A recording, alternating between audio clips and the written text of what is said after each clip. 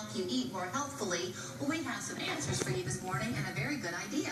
All you have to do is take a class from our next guest, Jane Biscarini, who spent 12 years in Italy for a very good reason. It's where her husband happens to be from. But now look out and out in his home. Ciao. Ciao. I didn't know we could use ciao as hello or goodbye in Italian. Welcome. Thank you. So you're teaching these classes at Chattanooga State. Yes. We've had fun profiling the school and what all they're doing with this continuing education, I guess is what you would call it. But your classes are unique because you have 6 of them that you're offering. You can take all 6 or you can take just one. Exactly. So I guess let's start with why you would want to do this to begin with. You grew up in San Diego. A mile down the street from a pretty famous place now.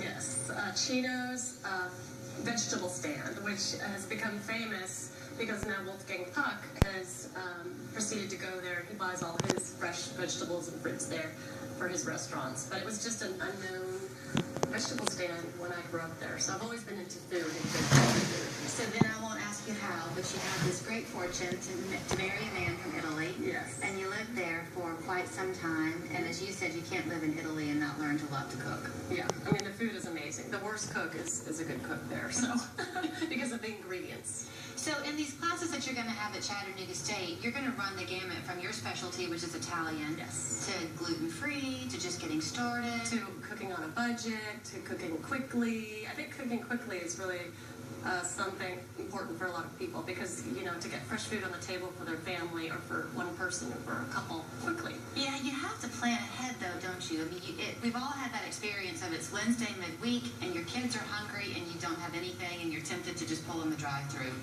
And that's disastrous. But also, another idea I had was to teach people how to just use what they have at home, like what's in their refrigerator. If I could somehow do that, I don't know if I'd have to go to their house or they just tell me what's there. You know, okay, this is what you can make. You can create this with what you already have without even going to the store. So with some of the classes, then, might you learn just some basic staples to always have, and that way you can? Yeah, and maybe just how to shop. You know, I will give tips on, okay, how to shop quickly and just get in and out and get, you know, fresh food that, you know, will make things easier and fit your budget. Okay, you brought us some fun little knickknacks this morning. This one from your Italian mother-in-law. What is this? Okay, this. What do you think this is? I would have guessed it would have something to do with like making pastry or a pie dough, like a roll. Almost. Yes. So what you do is when you're making fresh pasta, which is actually we'll do that class 2, making homemade fresh pasta. You've got the flat pasta. You roll this and you make fettuccine. Okay. See? So you'll make about 10. It's a fairly wide noodle that you're going to get. Fettuccine or pappardelle. It's kind of in between those two. Okay. And then this would be more of like a spaghetti. This one here. Very nice. Are there health benefits to making your own pasta? Well, I think there's health benefits to anything that's not sitting on the shelf for a year or more, and you know, or in a box or in a package. That's kind of my rule of thumb, is that fresh is best. You know, you have more nutrients. You have it's mainly though with fresh pasta, it's just the delicacy. It's super light and it's you know, absorbs the sauce better, and it's actually very inexpensive to make it yourself. Okay, this is a fun little knickknack. Yeah. It looks ancient. Yeah, it is. This is from my mother-in-law's house, and all the Italians, I learned a lot from just the Italian mamas, and they use this to chop parsley. Typically it's an herb chopper, you know, parsley or any kind of herb, rosemary, and I use a lot of fresh herbs. That's one thing that can really enhance any dish, you know, from boring to fantastic. You just throw some fresh herbs in there and bam, you have a great tasting meal. Though you're not a fan of box items, you did bring one because you said we have the wrong idea. That's right. So this isn't a box, but this is rice for risotto, because everything I see and read around here is use arborio rice for risotto. And that's all I can find anywhere. And so I had to order this. It's via lone. No. They hold it down. Kind of hard. But you can order this online. Another one is called canaroli. Okay. And those are the best rices for risotto. Arborio rice is a good rice, and it grows all over the north. But it's best for soups. Soups that you put rice in.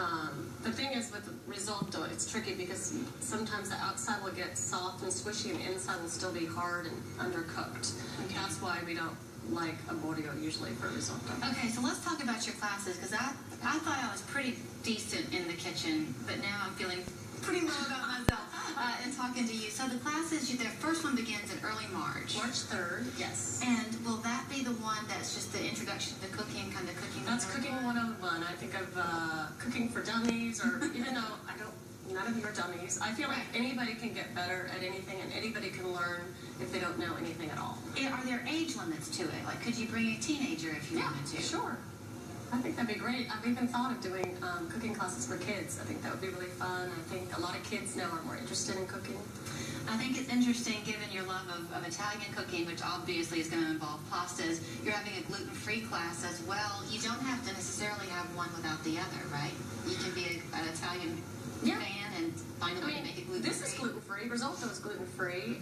Some people can have corn, gluten-free. Some people have corn, some people don't. So polenta, which is really the same thing as grits. There's a lot of polenta dishes. There's all kinds of foods. Souffles, chocolate mousse, those are all gluten-free. So there's panna cotta, there's fantastic. And something else that you said when you were living in Italy is that there's no other way to live except farm to table. Yeah. You eat what's in season. Was it hard for you to transition back to the States then and see us not live that way? Well, a little bit, because I'm from San Diego, where we have vegetables year-round, and everything grows because of the weather, obviously. And here in the winter, I'm a little bit vegetable deprived. But I found that, there are cauliflower, broccoli, those dark leafy greens are all in season, so I take advantage of those. They're usually the lowest cost and the freshest. They haven't come from miles and miles away. So I take advantage of that, and I try to incorporate that into my cooking. So we'll go and get a lot smarter with her Cooking for Dummies class. Cooking 101, March 3rd at Chattanooga State. Welcome back to the States, Jane. Thank you. Very nice to have you here, and I think a lot of people are going to learn an awful lot about how to navigate their kitchen. Give them a call, 423-697-3100. That's the Italian cooking class date in April as well, 12 to 2 on April 7th. And again, the cost only $30. Chattanooga State's number, 697-3100, chattanoogastate.edu. We're back after this.